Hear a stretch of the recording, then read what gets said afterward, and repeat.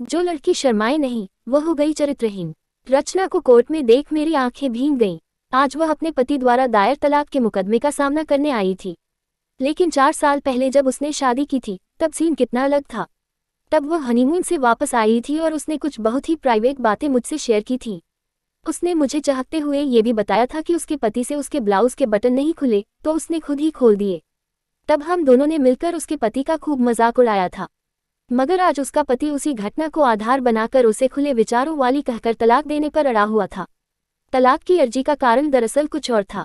शादी के 4 साल बाद भी रचना को बच्चा नहीं हुआ, जिस कारण वह उससे चिड़ा रहता था। साथ ही उसका अफेयर अपने ऑफिस की किसी लड़की से हो गया। अब वह रचना से छुटकारा पाना चाहता था और इसके लिए उसने तर्क ये दिया कि जो लड़की सुहागरात के दिन खुद अपने ब्लाउज के बटन खोल सकती है उसका कैरेक्टर ठीक नहीं हो सकता। खैर, उसकी ये दलील कोर्ट ने तो नहीं मानी, मगर मेरी फ्रेंड ने कोर्ट में अपने माँ बाप के सामने जलील होने के बजाय उसे डिवोर्स दे देना बेहतर समझा। इस घटना ने मेरे जेहन में कई सवाल खड़े कर दिए। क्या शादी का मतलब केवल यह है कि पुरुष को एक जीती जागती गुड़िया मिल गई जिसके साथ जब चाहे अपनी शारीरिक इच्छा पूरी करता रहे?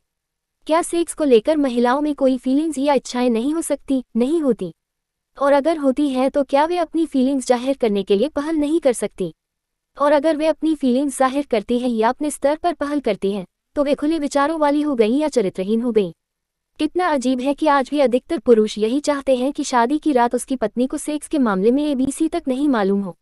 21वीं सदी में कदम रखने के बावजूद हम लोग यही कल्पना करते हैं कि सुहागरात के दिन आपकी बीवी पलंग पर बैठी होगी और आप उसका घूंघट उठाएंगे और उसके बाद बत्ती बुझाकर जो करना होगा आप करेंगे। बॉलीवुड की सारी फिल्में यही स्टीरियोटाइप परोसती आई हैं। कोई इसके उलट क्यों नहीं सोचता है? हम आज भी लड़कियों से उम्मीद करते हैं कि जब भी लव, सेक्स, वर्जिनिटी, कॉन्डम जैसे विषयों पर बात हो तो वे इन पर कुछ न बोलें। अगर कोई इन विषयों पर बात कर रहा है तो लड़कियां वहां से शर्माते हुए खिसक जाएं। दरअसल हमने शर्माने का अधिकार और कर्तव्य नारी जाति पर थोप दिया है।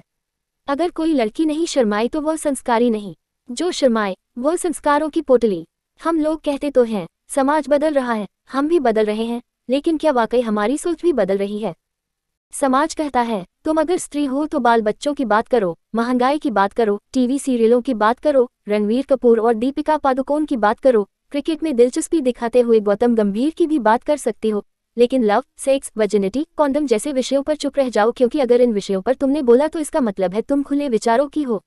दूसरे शब्दों में तुम चरित्रहीन हो।